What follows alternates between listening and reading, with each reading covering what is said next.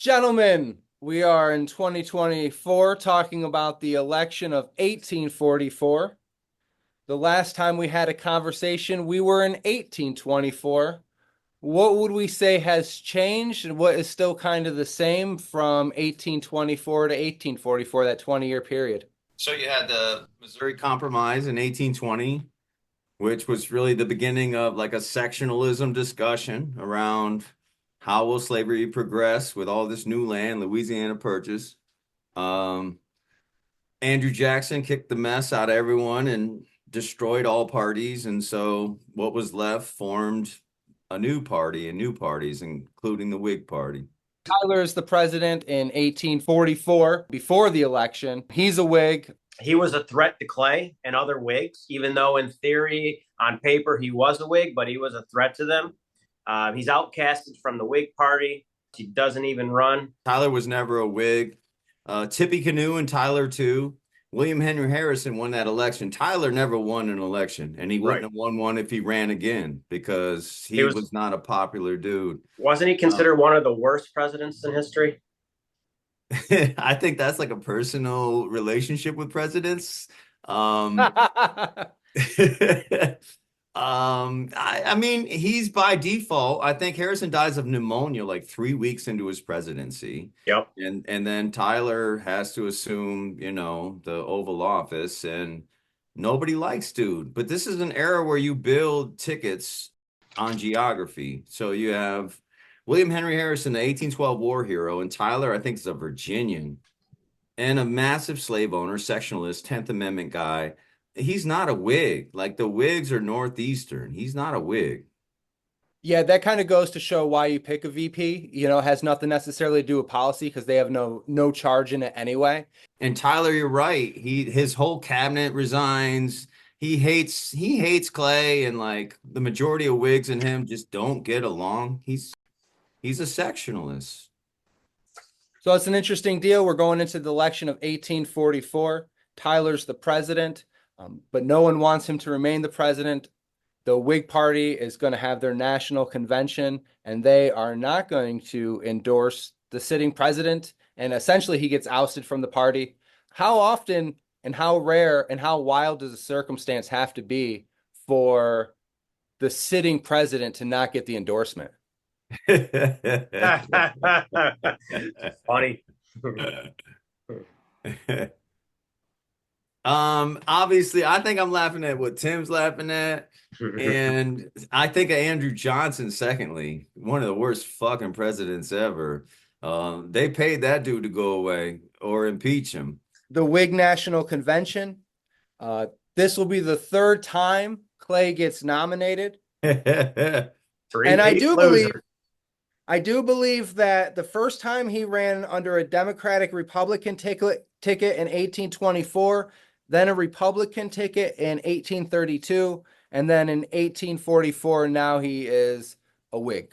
The word Whig, now, did that gives a very aristocratic vibe. Do people note the irony of that? Or was that like, oh, they were like, oh no, let's bring it back to the good old days when everyone wore powder wigs and shit. Obviously, I feel like taken from England that had a parallel Whig presence at the same time. Henry Clay is the greatest politician to never be president, and he kind of was right there in this election, the great compromiser, as he's known. The Whig Party was a total concoction to try to battle Andrew Jackson's popularity and dominance. I mean, obviously, he passed it off to Van Buren. Van Buren was no Jackson. And so it got intriguing in that era. But the Whigs are, stop drinking, go to church, pay your taxes. That all might be good advice too, but it's like lame. I mean, the Whigs had a platform and they had support. They did, but they were a reactionary party. So in the end, that's why they went away. The other political party is the Democratic Party. They have their national convention. And it seems like in the beginning that Martin Van Buren is going to be the candidate who they're going to take up and they're going to get behind. Does it seem that way? Yeah, the little wizard, Martin Van Buren, New Yorker, Hudson Valley cat, completely changed the game and a horrible president. So yeah, I mean, going in, it looks like he should be the candidate, but Southern Democrats do not like that dude. And the issue there is really Texas. That's where they split. What's going on at the time? We've got, the Texas annexation, getting Mexico, slavery, all these things are really starting to pop. So things are starting to heat up, right? Clay, again, a fantastic candidate. Martin Van Buren and Clay actually team up to oppose Texas annexation, which is a Democrat and a Whig. I think Tyler proposed it on his way out, and Calhoun, Secretary of State, backed it. But Tyler brought that whole Texas question into the 1844 election, and that's what caused some disarray in all parties. But like you said, man, the Napoleon of the stump is one of my top 5 presidents ever Best because, one-term president. yeah, he a mic drop president. Oh yeah. I like the idea of how rowdy conventions could get when you get a dark horse candidate. Like everyone just assume it's going to kind of be straight down and arrow. And then someone just starts popping shit on the other side of the room, like, why does England have part of Oregon? What the hell is going? Why don't we just take all that? And then Van Buren's trying to like kind of politic. That's like a certain type of politics, right? The convention politics. That's when you have to. That's when you have to politic the politicians. That's when you have to smooth over the smooths. You know what I mean? Yeah, Polk's chosen from the convention. He's going to run against Clay and Bernie, who's a breakaway from the Whigs. And I mean, the issues are interesting. Like Tim said, it's Texas, it's manifest destiny, it's tariffs, it's the fact that Andrew Jackson put all our money in banks that his friends own. Exactly. James Polk had the nickname Little Hickory. Anyone want to answer, like, why is he even, where did he come up with that name from? He was given it by Andrew Jackson. James K. Polk was born in Mecklenburg, North Carolina, not far from where Jackson was born. They both moved to Tennessee. He was a friend of Jackson. Jackson used Van Buren, but he was closer with Polk ultimately. So he's Little Hickory because he's Andrew Jackson's. He's his boy. Yeah, he's his protege. Exactly. He also comes in with the same energy. Like all these guys are trying to politic around Jackson, and Jackson's going to take all that politic and just use it as fuel. And I feel like that's kind of the same thing that happened at this convention. Is Martin Van Buren is trying to politic around the ideas of all these complicated issues of annexing Texas, Mexico and England actually own these territories, and pushing slavery, and how does that all going to look? And then you have the guy on the other side of the room like, to hell with that. Yeah, I mean, I think where they kind of differ, Jackson and Polk, is Polk was, educated, highly successful within educational circles at a young age. I think the oldest of 10 kids, his pops moved him to Tennessee. But they had some dough. Like his dad was successful. Jackson Jackson struggled a little more, I would say. But Polk, he identifies with Polk for whatever reason, but Polk's definitely richer, more successful. It's got a lot of assets. So to get the take on a very important thing in terms of picking your leader would be who would win in a fight one-on-one. So we're going to call it. I got some interesting stats for you guys. I want to know your take. Who's going to win in this fist fight between Polk and Clay? Couple things is Polk is 5'8", Clay is 6 feet. All right, so he's got him by 4 inches. Polk is 160 pounds and Clay is 180. Now, Polk is 49 years old. Clay is 63. So Clay's much bigger, but he is older. That's right? ageism. That's ageism. Hold on. Polk's smaller though. Oh yeah. And just as an extra tick in there, Polk is going to die in 4 years after the election. Oh. And Clay's going to die in 7. So this is where they're at in terms of their life as a whole. You ruined the story. I'm Sorry, kidding. man. I don't mean to break your heart. That's all right. So, what was the death match, the claymation on MTV? Celebrity Yeah, death match. correct. Yeah, I would always be like, yeah, let's put them against them. So we talking celebrity death match, Clay and Polk? Yep. Yeah.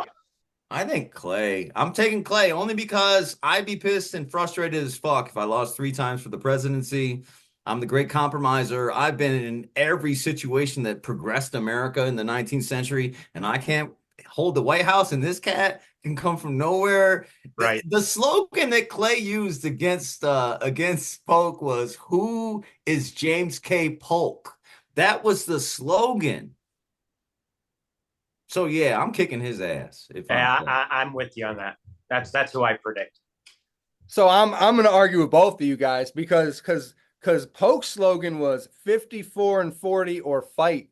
That dude was about it. And Clay was the great compromiser. And he's a notorious Okay. loser. You acting like Polk was gonna go out there and fight himself. I'm guessing he wasn't. Exactly. I do think if someone that much bigger catches you in the jaw one time, depending on your chin level, you just drop. And not to go too far in the weeds, but Polk had intestinal surgery when he was mad young. That boy almost died. So that's probably why he died at 53.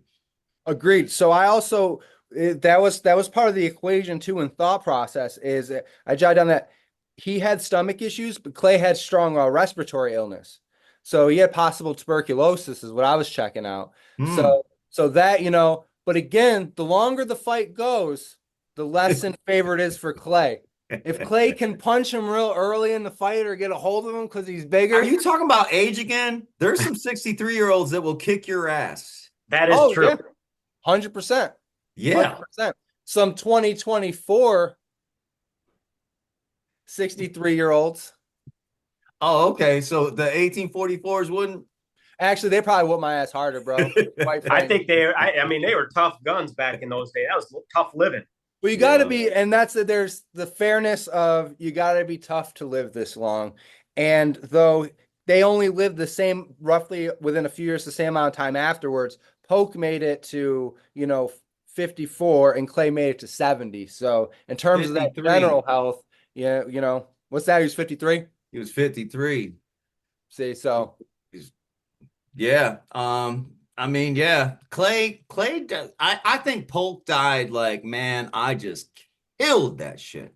I think Clay died like, what if? that's you just ruined the story. Not you ruined it first. No, no. No, that's great though, and that's sad. When we talk about the election issues, Western expansion and a lot of the complications in terms of slavery and everything else that came with Western expansion, what's the take? What's the ground? What's it like on the ground? Part of the expansion was because over in Europe, cotton was in high demand. And so they wanted to expand further west to enable to, succumb to that and able to support the growth that is needed and understand the massive amount of money that could be made because of the high demand. So I think that was one thing on the play on the minds of people. Money. I agree with Tim. Polk is a slave owner.